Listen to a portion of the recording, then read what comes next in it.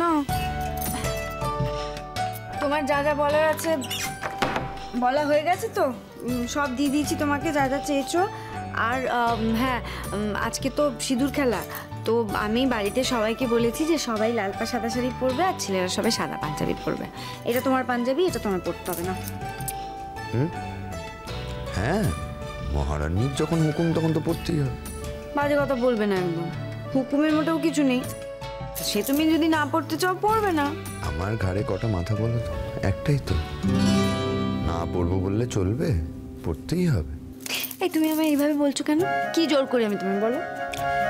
মামনি একটা কথা বলে জানো তো, ছেড়ে দিয়ে তেড়ে ধরা। তুমি আমায় ছেড়ে দিয়ে তেড়ে ধরেছো। না হলে একটা না, আমি কখনো বাড়িতে এতদিন থাকিনি। কিছুদিন পর পরই শুধু পালাই পালাই মনে হতো, আর পাহাড় বেড়াতে চলে যেতাম। আমি কি এখন আর না করি নাকি? ওই যে বললাম, মুখে বলার দরকার হয় না। তবে এই পুজোর পর কিন্তু আমি সত্যি সত্যি পাহাড়ে যাব কয়েকদিনের জন্য। তখন কিন্তু রাগ করলে চলবে না। এটা তোমার ভুল ধারণা। তুমি পাহাড়ে গেলে আমি মোটেও রাগ করি না। শিওর? হ্যাঁ রে বাবা, শুধু চিন্তা হয় তাই। না না, আমি আমার উত্তর পেয়ে গেছি। এবার আর চিন্তা করো না, আমি খুবই সাবধানে থাকবো। পথটা একটু দুর্গম বলে তাই, না হলে তোমাকেও নিয়ে যেতাম। ও বাবা, আমি বুঝি দুর্গম রাস্তা বলে যেতে পারবো না? না, পারবে না সেটা বলিনি, আসলে তোমার তো ট্রেনিং নেই। ট্রেনিং থাকলে নিশ্চয়ই পারতে। তোমারও কিন্তু অনেকদিন অভ্যেস চলে গেছে, মানে তুমিও অনেকদিন যাও না। আরে অনেকদিন না গেলেও অভ্যেস তো আর মানুষ ভুলে যায় না।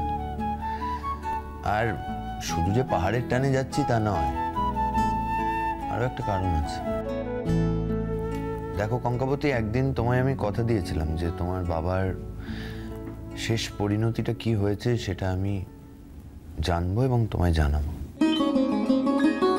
এতদিন হয়ে গেল তাও পারিনি, কিন্তু তার মানে এই নয় যে আমি বিষয়টা ভুলে গেছি। বাবা বেঁচে থাকলে এতদিনে কি আর কোনো না কোনো খোঁজ পেতাম না? না, কিছুই সেভাবে বলা যায় না, নির্দিষ্ট করে বলা যায় না। পাহাড় আসলে খুব রহস্যময় জায়গা তো, কার মন কিভাবে ঘুরিয়ে দেয় কখন কিছু ঠিক থাকে না। আর শরীরটাই বা কোথায় গেল সেটাও তো পরিবারের লোকদের জানা খুব দরকার, মানে সবাই জানতে চায়।